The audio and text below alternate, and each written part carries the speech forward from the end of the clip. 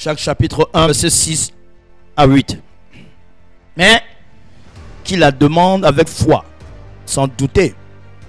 Car celui qui doute est semblable au flot de la mer, agité par le vent et poussé de côté et d'autre. Qu'un tel homme ne s'imagine pas qu'il recevra quelque chose du Seigneur. C'est un homme irrésolu, inconstant dans toutes ses voies. Amen. Je voudrais t'accompagner 2 minutes ou 3 minutes à propos du verset 8. Oui, le verset 8. Il dit, cet homme, c'est un homme irrésolu, inconstant dans toutes ses voies. Oui, Jacques chapitre 1, verset 6 à 8, surtout le 8e verset, nous conseille, nous les chrétiens, ou nous les enfants de Dieu. La seule chose que j'ai remarqué dans cette vie est que la Bible au verset 8 dit que l'homme ayant 2 pensées ne s'affermit pas sur ses voies. Qu'est-ce que cela veut dire? Cela veut dire que l'humain est tel que à un moment de sa vie, sur ses parcours, ses voies,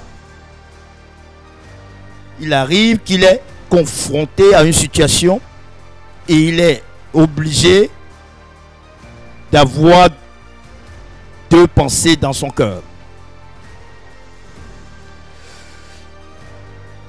Certaines situations surviennent dans la vie, obligeant l'individu à chercher la bonne voie. Quelle est la bonne voie à suivre? Autrement dit, il en vient à avoir 2 pensées dans son cœur. La Bible dit un homme inconstant, irrésolu. Ce qui veut dire un tel individu est quelqu'un qui nage dans l'indécision. La Bible dit il a 2 pensées dans son cœur. Ses voies ne sont pas affermies. Qu'est-ce que ça veut dire? Il existe un esprit qui embrouille les enfants de Dieu. De telle sorte que, en face d'une situation, quelque chose lui dit d'agir et une autre chose lui dit de ne pas agir. La Bible dit une telle personne est quelqu'un qui n'est pas constant, quelqu'un d'irrésolu. Ce n'est pas ce que la Bible dit, c'est quelqu'un que sur ses voies, le doute le dérange. Dois-je faire telle chose ou ne dois-je pas le faire?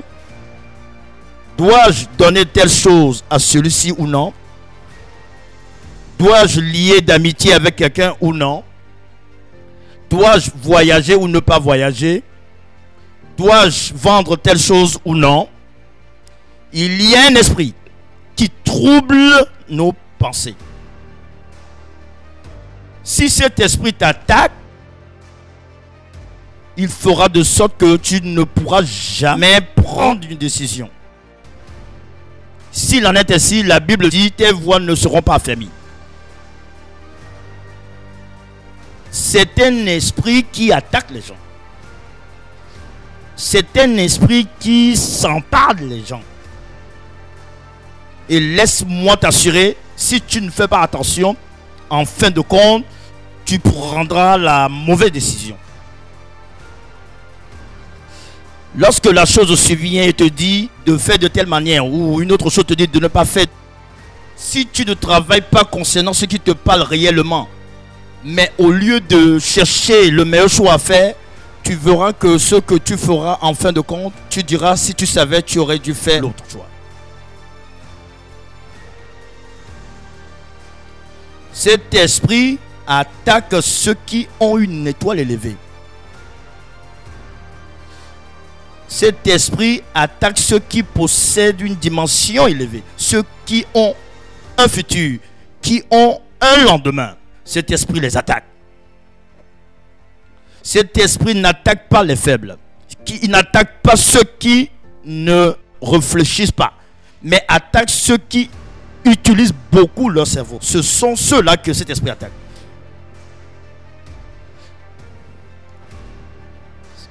Si cet esprit t'attaque, il fera en sorte que même ce qui constitue ton bonheur à faire, tu te poseras des questions. Le faire ou ne pas le faire. Quelque chose te dira de le faire et quelque chose te dira de ne pas le faire. Toutes les démarches que tu veux entreprendre, la chose te dira de le faire et une autre chose te dira de ne pas le faire. La Bible dit que ces gens sont le genre de personnes qui ne sont pas constants. Ils ne sont pas décisifs. Et à chaque situation, ils se demandent s'il faut partir ou s'il faut rester. S'il faut patienter ou s'il faut partir. Cet état de choses est une attaque sur ta vie. Et si tu te retrouves chaque fois dans ce genre de situation.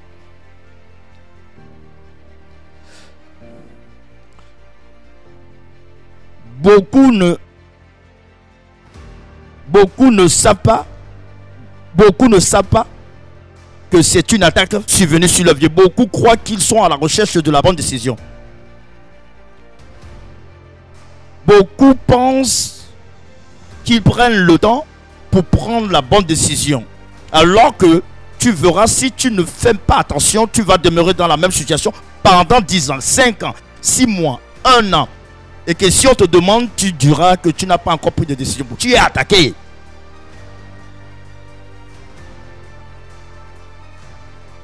C'est un esprit qui vient sur toi. C'est un esprit qui attaque les gens. Mais l'erreur que nous faisons chaque fois, nous faisons face à la décision que nous voulons prendre et non à l'esprit qui nous a attaqués. Parce que une fois tu es attaqué, tu ne prendras jamais de bonnes décisions. Si c'est un esprit qui t'attaque et qui t'embrouille la pensée, sache que tu ne prendras jamais une bonne décision, mais plutôt celle que tu vas regretter. Et cet esprit agit, affaiblit et déroute les enfants de Dieu. Il fait en sorte que les enfants de Dieu sont déroutés sur leur voie. Pourquoi tout cela? La raison de tout ceci est que tu ne veux pas faire d'erreur. Tu ne veux pas faillir. Mais si tu dois faire quelque chose, ça soit bien fait. Ce que tu veux prendre, la décision à prendre, soit une bonne décision éternelle. Mais laisse-moi t'expliquer que tu es attaqué. Tu verras que même si tu prends une décision, ok, c'est ce que je vais faire. Oh, tu verras que lorsque tu le fais, quelque chose te dira de ne pas faire. C'est là où tu sauras que tu es attaqué. Si tu es quelqu'un, décision,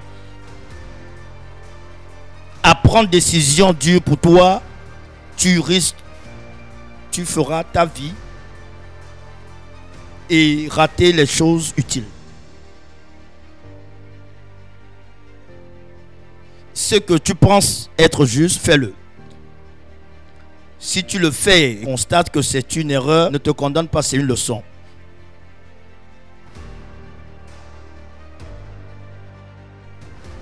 Si tu attends que ce soit clair avant de prendre une décision, sache que si les secondes passent, ce sont les minutes qui passent. Si les minutes passent, ce sont les heures qui passent. Si les heures passent, ce sont les jours qui passent. Si les jours passent, mois, années. Tu vas vieillir et ta décision, tu ne prendras jamais.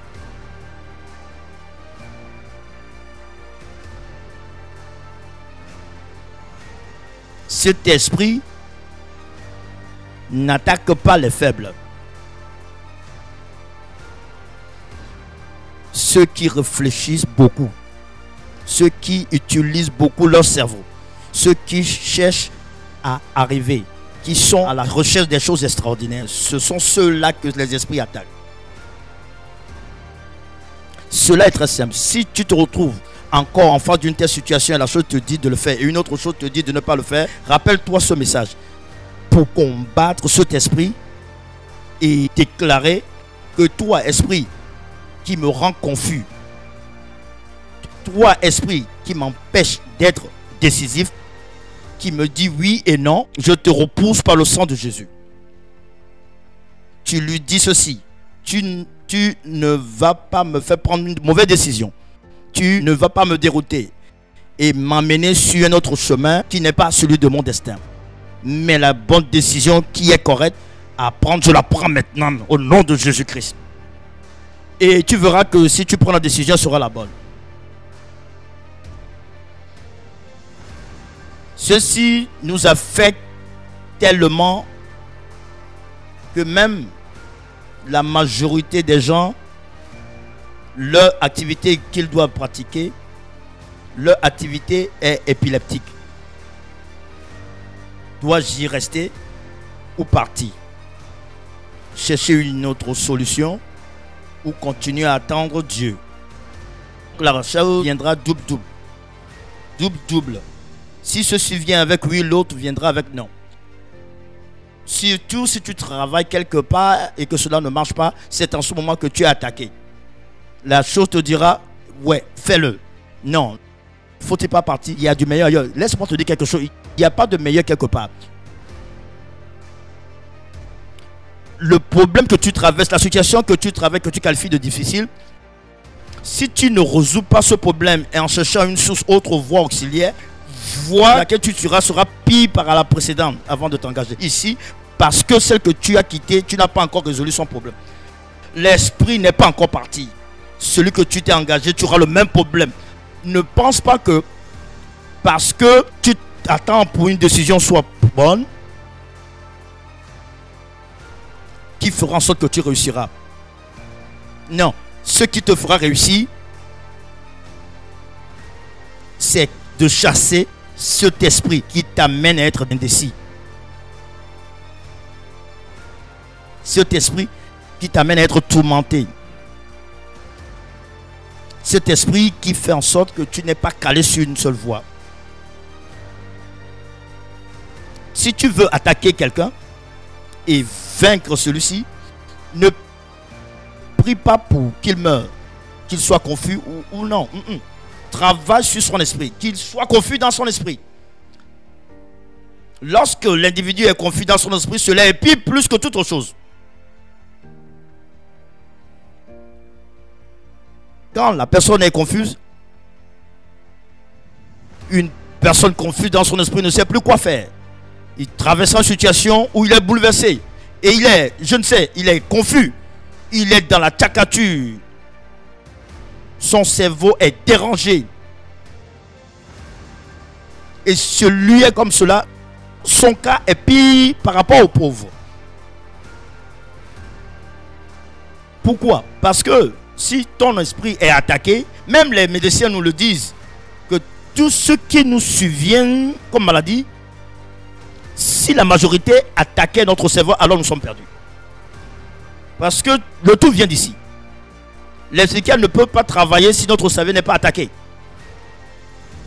Alors si tu veux combattre quelqu'un ou l'enfermer dans ton sac et le garder sous ton aisselle, travaille son cerveau.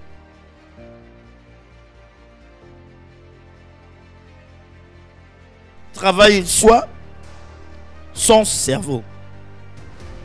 C'est une prière que je fais pour vous. Comme je vous l'ai dit,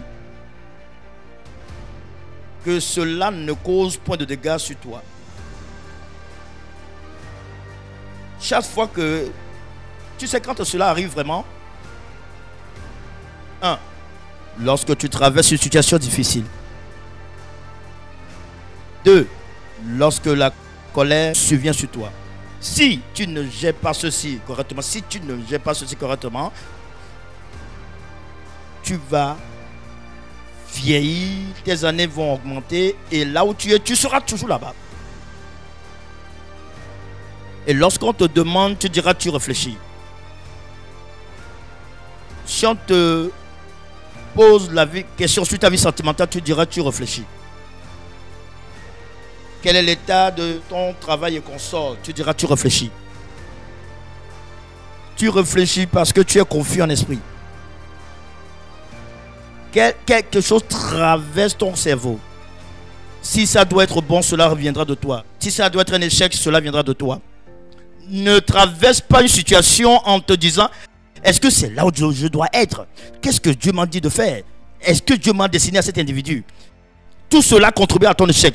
Laisse-moi t'assurer d'une chose, c'est pas du fétiche, c'est pas de la malédiction. Si tu n'as pas pu attendre, parce que c'est un esprit qui t'a attaqué, si tu n'as pas pu attendre, là où tu vas ne sera pas bien.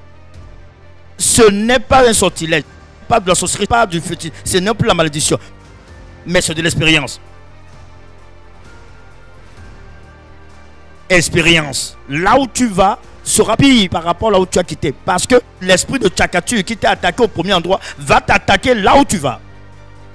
Tu ne veux pas mourir, mais tu veux aller au ciel. Tu ne veux pas souffrir, mais tu veux être riche. Je vous bénis. Ma prière pour vous est que vous ne serez plus confus. Si cet esprit vient maintenant, tu le sauras. Si cet esprit vient vers toi, tu le lui diras. Je te connais que c'est toi. Je t'ai vaincu à travers le sang de l'agneau.